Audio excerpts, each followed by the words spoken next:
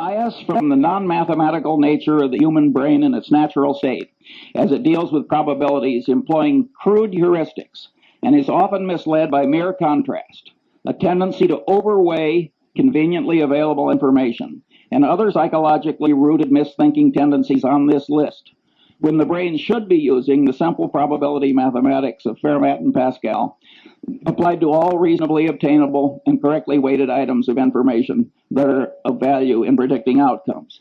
The right way to think is the way Zeckhauser plays bridge. It's just that simple. And your brain doesn't naturally know how to think the way Zeckhauser knows how to play bridge.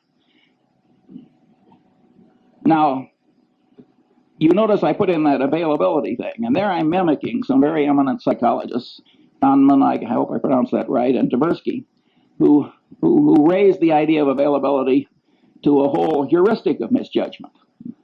And, you know, they are very substantially right. I mean, ask the Coca-Cola company, which has raised availability to a secular religion, if availability changes behavior. You will drink a hell of a lot more Coke if it's always available. I mean, availability does change behavior and cognition. Nonetheless, even though I recognize that and applaud Tversky and Kahneman, I don't like it for my personal system, except as part of a greater subsystem, which is, you got to think the way Zeckhauser plays the bridge. It isn't just the lack of availability that distorts your judgment. All the things on this list distort judgment. And I want to train myself to kind of mentally run down the list instead of just jumping on availability. So that's why I stated the way I do. In a sense, these psychological tendencies make things unavailable.